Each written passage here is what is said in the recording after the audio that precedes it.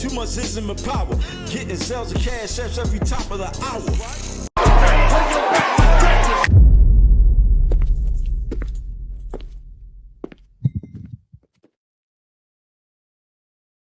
Perfect.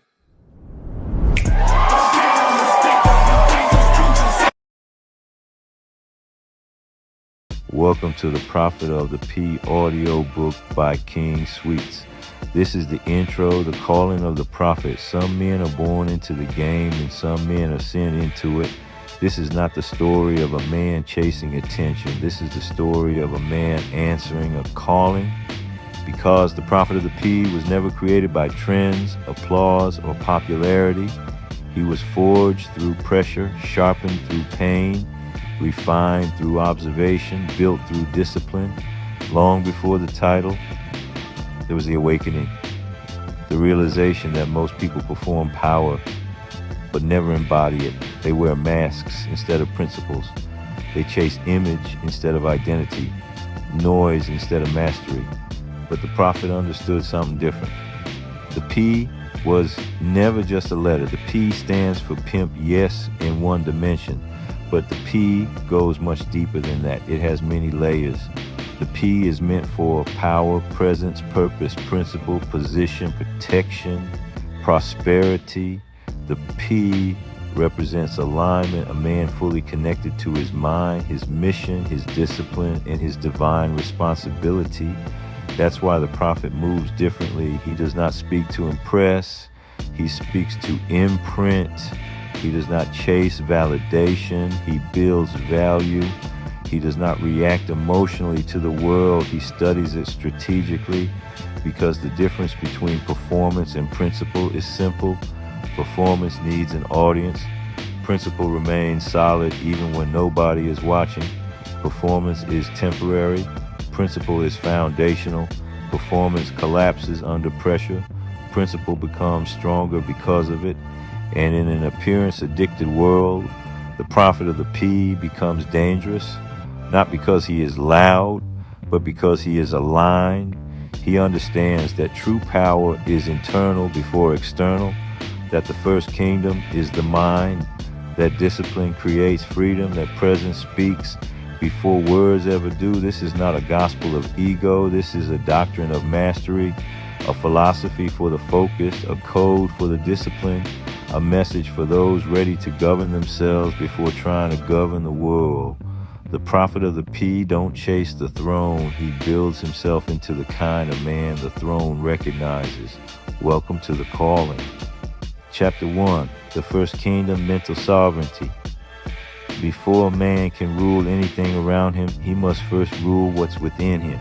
Most men lose their lives before they ever lose a fight. They lose it in their mind, in distraction, in emotional chaos, in validation, in fear, in lust, in impulse. The first kingdom is the mind. That's the first territory every man must conquer. Not the streets, not the money, not the woman, not the world, himself. Because a man without mental sovereignty becomes a servant to everything outside of him. A weak mind will trade purpose for pleasure. A weak mind will chase attention instead of alignment. A weak mind reacts instead of responding. But the prophet of the P understands something different. He understands that every war is fought twice. First mentally, then physically. That means your thoughts matter. Your focus matters. Your emotional discipline matters. Every distraction is an attack on your kingdom. Every addiction is a breach in your walls. Every emotional outburst is leaked power. That's why the prophet moves with awareness. He studies his own mind like a strategist, studies a battlefield. He watches his triggers, his weaknesses, his desires, his ego, his habits, his fears, because the man who understands himself becomes dangerous in a different way. Calm, calculated, intentional. See, the world teaches men to master appearance. The prophet masters control, because appearance without control is performance, and performance collapses under pressure. That's why mental sovereignty requires silence, not silence from fear, silence from observation, the ability to sit still long enough to see what everybody else misses, to recognize manipulation, to recognize emotional traps, to recognize weakness within yourself before it destroys your future. The prophet of the P does not allow emotion to outrank mission. He may feel anger, but he does not become anger. He may feel pressure, but he does not panic. He may feel temptation, but he does not abandon structure. That is sovereignty, the ability to remain aligned even when chaos invites you elsewhere. See, most people are controlled by their environment. The prophet controls his response to the environment. That's power, because once a man governs his own mind, he becomes difficult to manipulate, difficult to provoke, difficult to break. And that is when his presence changes. He stops entering rooms seeking approval. Now he enters rooms with awareness. He stops speaking to impress. Now he speaks with precision. He stops chasing validation. Now he moves with conviction, because he understands the first kingdom was never outside of him. It was always within. A man who conquers the world without conquering himself is still a slave. Welcome to the first kingdom. Chapter 2, presence is currency, energy, aura, composure.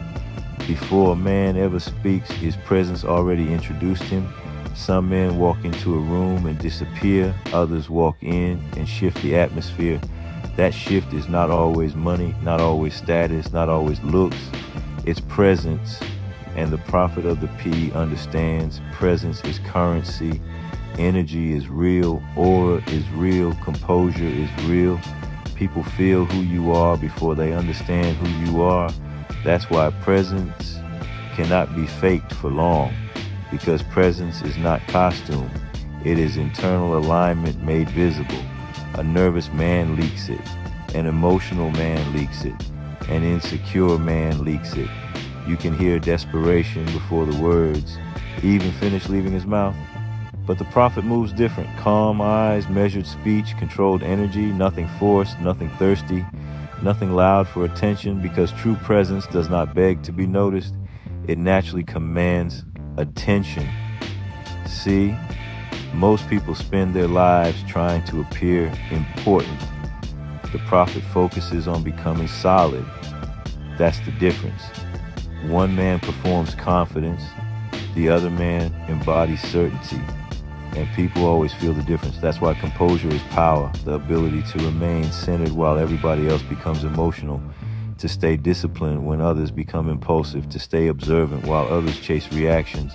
Composure tells the world, I govern myself. And a man who governs himself becomes difficult to shake. The prophet of the P understands that emotional control changes your aura, because energy travels faster than language. A bitter man carries tension. A desperate man carries anxiety. A weak man carries approval hunger. But a disciplined man carries stillness. That stillness becomes pressure, not loud pressure, silent pressure, the kind that makes people pay attention without understanding why. Because real presence comes from congruence. Your thoughts aligned with your actions, your words aligned with your behavior, your standards aligned with your lifestyle. That creates gravity, and gravity cannot be manufactured. That's why the prophet never over-explains himself. Over-explaining is usually insecurity, searching for permission. The prophet lets consistency speak for him. He understands every room does not deserve access. Every opinion does not deserve response. Every challenge does not deserve emotion. Some battles are won through silence alone. See, the world taught men to chase visibility, but visibility without value is emptiness.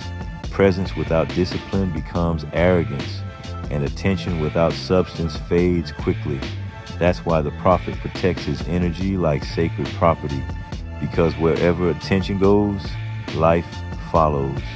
He protects his focus, his spirit, his routines, his peace, his environment, because all of it shapes presence, and eventually presence becomes reputation. Reputation becomes influence. Influence becomes power. But it all starts with energy. The room always feels the man before it understands the man. The prophet of the P don't enter rooms asking to be seen. His presence makes the room adjust itself. Chapter 4, Emotional Discipline, Mastering Reactions. A man who cannot control his emotions will eventually be controlled by someone who can. The prophet of the P understands every reaction costs something. A moment of anger can destroy years of positioning. A moment of lust can cloud wisdom. A moment of ego can expose weakness. A moment of emotional impulse can redirect destiny. That's why emotional discipline is sacred, not the absence of emotion, but the mastery of it. See, weak men believe strength means exploding, raising their voice, breaking composure, reacting instantly, moving off feelings instead of awareness. But the prophet understands emotional reactions are often invitations into traps, and the world is full of traps. Some people provoke you to study your weaknesses. Some people disrespect you, hoping to control your response. Some situations pressure you emotionally just to see if your structure collapses. That's why the prophet stays composed, because composure protects vision. He understands every emotion carries energy: anger, fear, jealousy, attachment, pride, validation, hunger. If unmanaged, these emotions become change, but when disciplined, they become fuel. That's the difference. The prophet doesn't pretend emotions don't exist. He simply refuses to become their servant.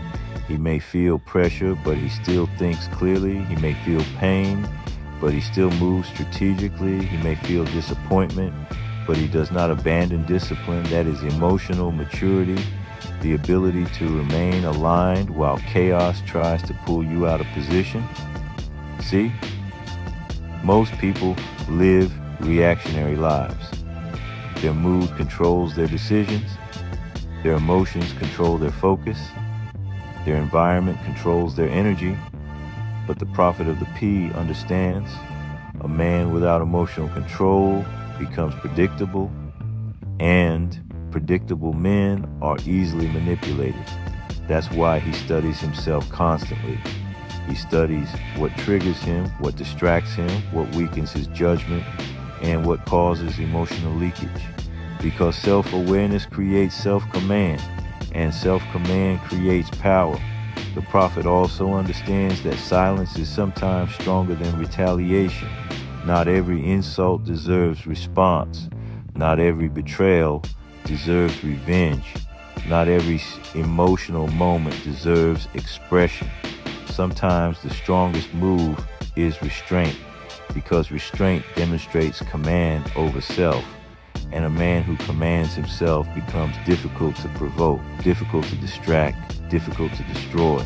That's why emotional discipline changes a man's entire presence. He stops looking desperate, stops looking reactive, stops looking unstable. Now he moves with clarity, precision, patience, because he understands temporary emotion should never make permanent decisions. And eventually that discipline separates him from the crowd. While others are ruled by feelings, the prophet is ruled by principle. The prophet of the P does not eliminate emotion. He places emotion beneath purpose. Every kingdom begins with a foundation. Part 1 was never about performance. It was about structure. The first kingdom taught you that the mind must be governed before the world can be influenced. Presence is currency, reminded you that energy speaks before words ever do.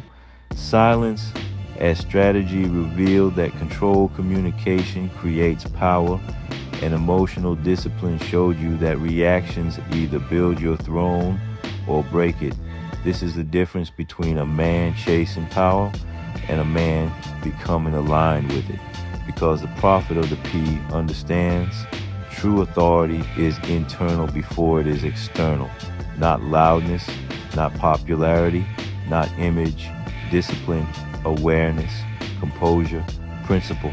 That is the foundation, and this is only the beginning. The next level will demand more focus and more pressure and more mastery, because once a man conquers himself, the world begins to respond differently to his presence. The prophet of the P don't seek control over others first. He masters himself. and influence follows naturally. This was part 1. Be on the lookout for part 2. The journey continues. Thanks for listening.